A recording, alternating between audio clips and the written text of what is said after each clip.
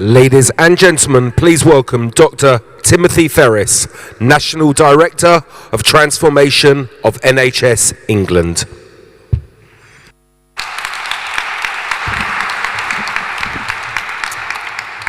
Good evening. Well, it really is an extraordinary honor for me to be here today, and I meant to spend some time today writing this speech, but the day got away from me. So on my way here, I typed in the request to write a speech into ChatGPT. And so you will now hear what ChatGPT told me that I should say tonight. So first, it told me that I needed to thank Mark and the entire committee for the honor, honestly, of being invited to speak here tonight. When I was listening to Mark just a few minutes ago, he pretty much ticked off everything that ChatGPT told me I should say tonight. So I think that's great, because I'll keep this really brief, because Mark has pretty much covered it. So a few statements that I consider facts that I carry around with me when I think about the task ahead of us in the delivery of healthcare, the improvement of health outcomes, and addressing the economic, workforce, and cultural issues associated with the delivery of healthcare. The demographic wave, as Mark referred to, is pressuring all health systems and is inexorable. My own calculation is that the total burden of comorbid illness across most developed countries will continue, at least the number in the United States is until 2047, the number will increase. So that is a long time horizon in which there will be year-over-year increases in the burden of illness in the populations that we care for. Technologic advances are coming at an astounding pace, and that's what we're here tonight celebrating. But as Mark alluded to, what we're doing is we are adding every year, last year 89 new therapeutics, on top of a chassis, the delivery chassis, that was constructed in the 1950s. That's a problem. The chassis is no longer fit for purpose. The combination of the pandemic left those of us in healthcare delivery with a sense of optimism. I had to convert at my hospital, Mass General Hospital in Boston, where I was leading the pandemic response. I had to convert 380 ward beds into ICU beds in 3 months. That means that was an extraordinary supply chain challenge, HR challenge, training challenges, and there were a lot of other challenges as well. I look back on that time and think, we did it. And I know, because I was a member of the board of the NHS at the time, you did it here too. And the sense when completing that task that we could do anything. If we put our minds to it, we can do extraordinary change. And so how does that make the challenge that is in front of us? Well, bring it on. But that optimism has faded over the past year, at least as I've been here now 2 years to the day. And that optimism has faded because what I and my colleagues see is basically a retrenchment of the old ways of doing everything, all the old ways. Actually, it's really hard. Yes, there's some great telemedicine that's going to persist, but actually, our habits our organizational cultures, our financial incentives, they are all pretty much the same as they were pandemic, and so is the way we conduct our work. So that optimism is fading, I believe, as we think, wow, where was that spirit? What were the critical catalysts that enabled us to make change? Bandura, the sociologist, would say, it's an old story, right? It's the pain of staying the same versus the pain of change. And the problem with the demographic wave that I just described, that Mark also alluded to, is that it is happening really slowly. And that makes it difficult to perceive on a day-to-day basis the crisis that is in front of us, all of us, in the delivery of healthcare. So while technology advances are producing better outcomes, again, see, Mark, you hit every one of ChatGPT points. They are also contributing to unsustainable demands for more workforce, more funding, both of which appear to be in increasingly short supply. And still, technology and innovators are also the only way forward. Okay, I just want to highlight that. They are also, while they are contributing to the problem, they are also the only way forward. Many of the nominees have not only demonstrated improved patient outcomes, but also lowered the cost and workforce requirements for the delivery of care. I'm going to be really specific about this. What we need to do in a pathway is take steps out of the pathway. We need to reduce the friction. All of us have experienced the friction in the delivery of care. It is just much harder than it should be to deliver care. And I see that every Friday. As Mark knows, every Friday I go to some trust, some GP practice, an ambulance trust, a mental health trust. I love this country, by the way. I'm really enjoying being here. And I have been over most of it at this point. And I have seen extraordinary innovation, extraordinary commitment to change that is really, truly inspiring.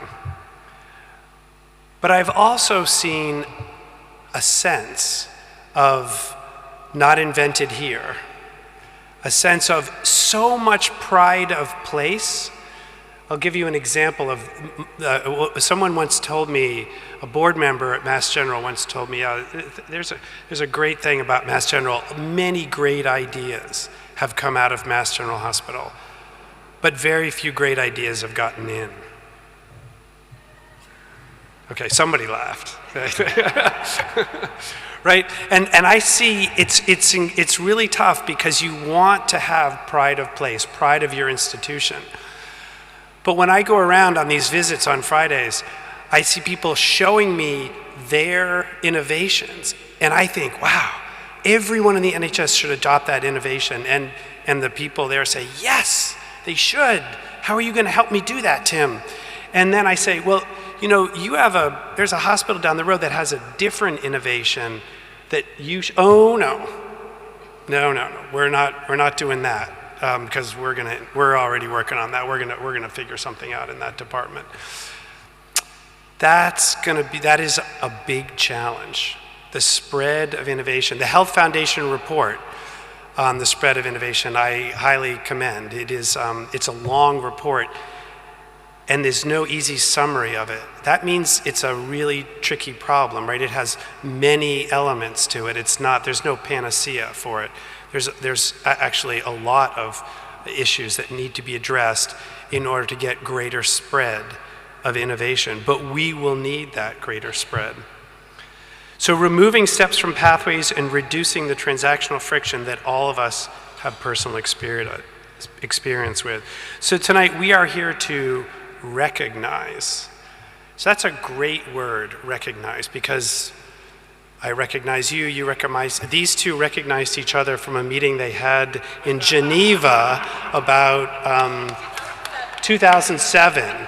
I mean, so that whole thing of recognizing, it means a lot to us. It has incredible emotional salience to be recognized. That is what we are here tonight to do, to recognize. So I want to ask a favor of you. I'm going to ask a request and then the favor. The favor first. And the first is I would like you all to join me in recognizing all the nominees for this extraordinary prize. So thank you.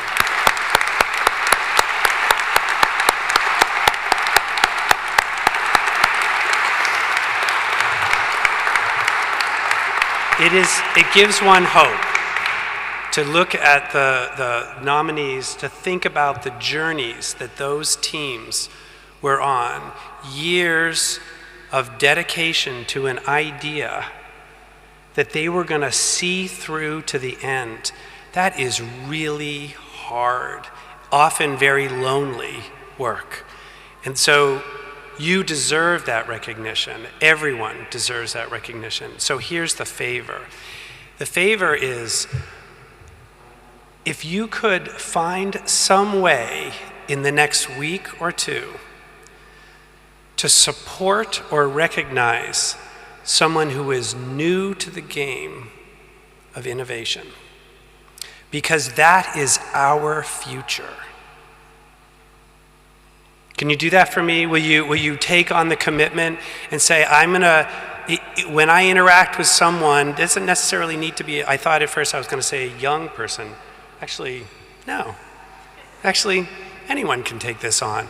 But they need encouragement, they need support, so that this prize in 15 years is going to be going to the person that you have recognized and supported here.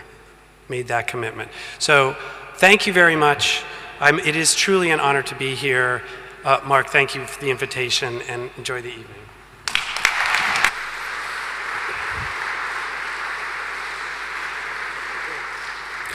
Ladies and gentlemen, before we announce who are the 2023 Prix Galien UK laureates, let's see some special announcements related to Prix Galien UK and worldwide.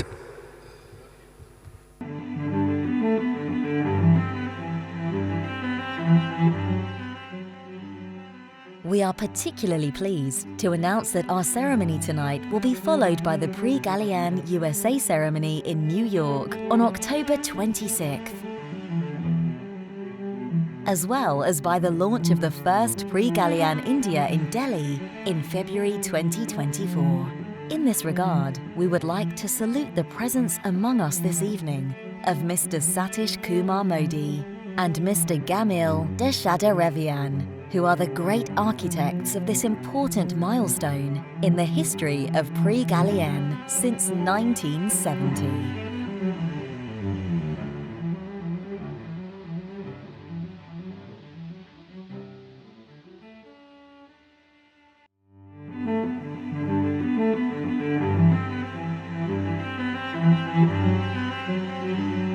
The Galien Award ceremony has been made possible thanks to our precious friends and partners who share the Galien Foundation values. First off, the two major partners are: Medable is on a mission to get effective therapies to patients faster by transforming clinical drug development with disruptive technologies. Alison Holland and her colleagues. Morehouse, the CIE-focused and delivering change. A special thanks to Leo Koshetova and James Morrish at Morehouse Consulting. We are extremely fortunate to work with outstanding partners who have contributed to preparing our events today. In particular, Mel Walker, whose expertise, guidance, and kindness have made the difference.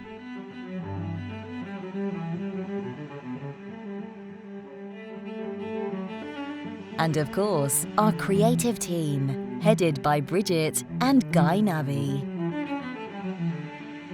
In like manner, we are extremely privileged to work with great media partners who have contributed to the Galien Foundation's renown. Fin Partners, more than an agency. Champions of change, Cara Bradley and Shifra Power have crossed the Atlantic to be with us tonight. To conclude, we wished to send a special thank you to our dear friends who spared no effort and worked night and day to contribute to the success of the forum and the ceremony. Letitia Parienti, Lydie Caudron, Narmeen Kamran, Marion Villagier, Arnaud Lacaz, Robin Welbers, Jamie Paskin, Archie Dent, Chris Spicer, and Jericho Aragon.